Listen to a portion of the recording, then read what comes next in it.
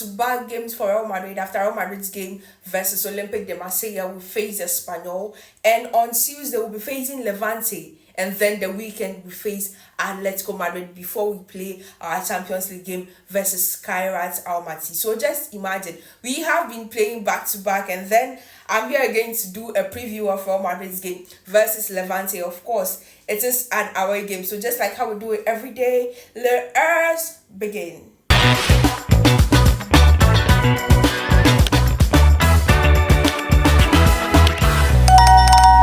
So with Real Madrid's game versus Levante, I'm going to talk about my starting lineup once again. Well, it has seemed very clear that Xabi Alonso is very, very difficult to predict. And I love that about Xabi Alonso, because what you predict is not what he's thinking about. It's very good because in big games, when we are playing big games, what the other team might predict and come with a strategy, you see that Xabi Alonso would end up using a whole different lineup, a whole different setup, and a whole different style of play on that day. And that is very, very, very, very good. So with my predicted starting lineup from the back, I think it's always, we all know who is supposed to be there. Courtois is going to be at the back. Then at the left back, guys, finally we have a left back who is consistent. A left back who is giving back to back to back to back. I was saying something that is like, we do not boast enough of Alvaro Carreras. We do not give him his flowers, because what a player. Yes, so Alvaro Carreras starting at the left back. Then with the centre-back pairings, I think Dean Howson is going to be back in Real Madrid's game versus Levante. And so I'm going to go for a Militao and Dean Howson partnership, taking Raul Asensio back to the bench. Now, with the right back position, I think we still know that Trent Alexander-Arnold is injured. I learned to be back after 6 weeks. Well, we have already consumed 1 week. That means that he's going to be back after 5 weeks. And so until then, Dani Carvajal is going to be starting at the right back position, unless of course maybe you want to bring a player from La Fabrica, that is from our youth team, to come and then join the senior team. I still think that Carvajal is going to be starting at the right back position. And Valverde says he doesn't want to play right back. He said it in a press conference after the previous game, and so that means that still Carvajal is going to be starting at the right back position, except in our UCL games that he has a red card. Now to the midfield, the previous game, you saw that Xabi Alonso played a different midfield. The two players were still constant, Valverde and then Tchouaméni. And then after 10 games, Arda Güler had been benched to make way for 4 forwards. So we played 4 forwards that day. That was Vinicius Junior, Kylian Mbappe, Gonzalo Garcia, and then Franco Mastantuono. I was not expecting anything of that sort, but then that was what Xabi Alonso played that day. He used 4 forwards for that game versus Espanyol. And so this time around, I think that yes, of course, Vinicius Junior is still going to start. Kylian Mbappe is going to start. Franco Mastantuono is also going to start. Then Arda Güler is going to come back into the lineup. That means Gonzalo Garcia is going to go to bench. With our game versus Espanyol, I feel like Gonzalo Garcia was not feeling involved. He was kind of out of the game. He wasn't able to connect with Vinicius and Mbappe so well. And so Gonzalo Garcia was not really fitting into the game like how I wanted him to blend into the game. So I think that he's going to go back on bench. That is my predicted starting lineup. Now to the head-to-head statistics. In the past 4 games, Real Madrid versus Levante, Real Madrid has won 2. Real Madrid has drawn 1. And then we have lost 1. That is some serious head-to-head statistics over there. You know, Levante was in Segunda last season before they got promoted this season. And so it is not anything crazy or scary. But then that is some crazy statistics. But with the tempo of Xabi Alonso and how things are going, I know that even though it's an away game, we are going to win.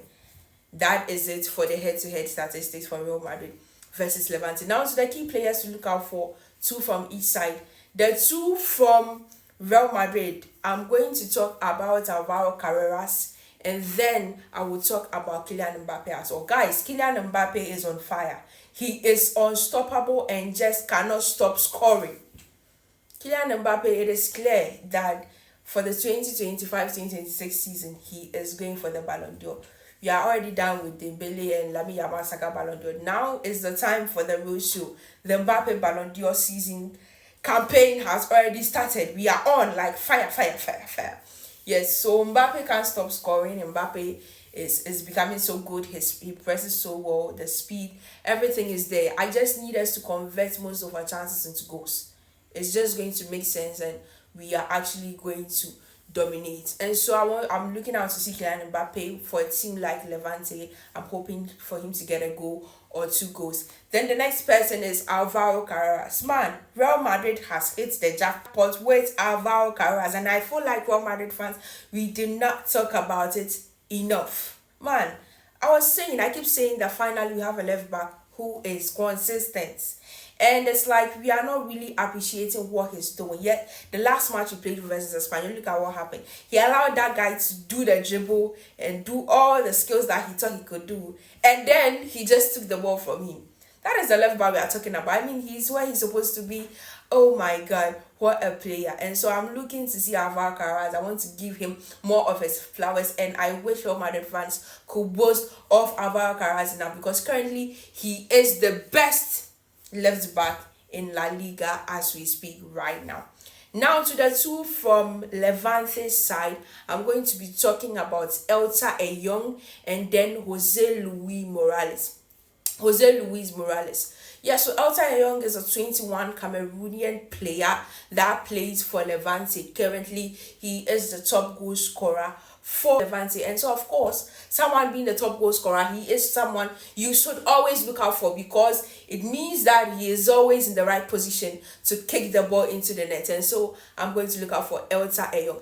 Then the second one is Jose Luis Morales.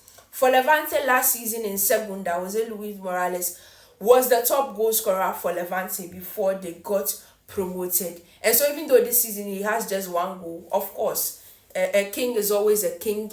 And I know that if he's given the opportunity, he is going to score and he's going to do some practice on the pitch. And so I'm looking forward to see some action from Jose Luis Morales. Now to my predictions. I'm going to predict Real Madrid to win by 5-0.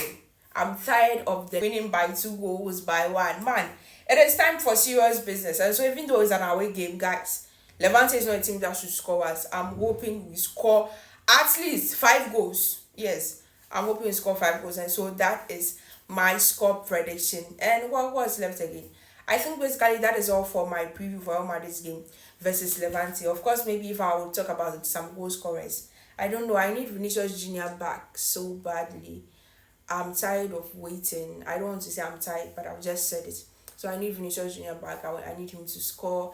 I need Master Antonio, of course, to get his very first goal for Real Madrid and his first goal in La Liga. And so that is it for the preview of Real Madrid's game versus Levante. Don't forget to like, share, and also subscribe right after the game. I'll be back with a review of the game. Hello.